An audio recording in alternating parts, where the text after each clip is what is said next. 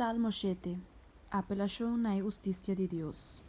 Uma meditação de David que ela canta na Senhor tocante de Cus, benjamita.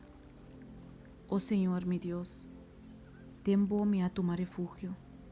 Salva-me de tudo nango te persegui-me e livra-me, para não abra cá minha alma maneira leão, e lastra-me baicune, cinco te uende para livrar-me. Ó Senhor, meu Deus, se me hace saque, se tem injustiça de me manam, se me apaga com maldade, e sunco tabata na paz comigo, ou se me aplundra e sunco sem motivo tabata meu adversário, então laga inimigo persegui minha alma e alcancei, e laga trapa minha vida até na suela, e põe meu honor de stof. Lanta, o Senhor, de emborrábia, alça bom mes contra a fúria de meu adversário não. Despierta-me, Deus, vou ordenar o juízo.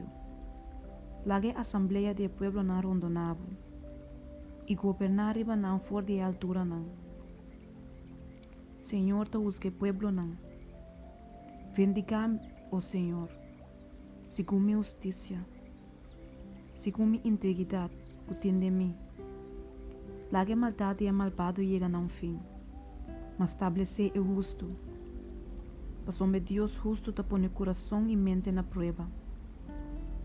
Me escudo ta den Deus, quem te salva está recto de coração. Deus ta um juez justo, e todo dia Deus ta rabiaco e malvado. Se o ene não arrepenti, ele mula sua espada, ele espan su bow e a pone clá.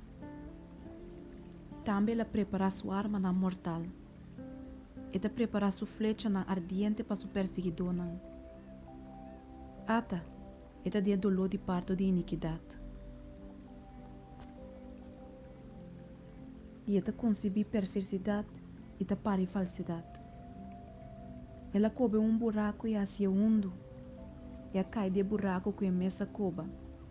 Su perversidade lo volveva a su mes cabeça, e su violência lo ba arriba a corona de su mes cabeça.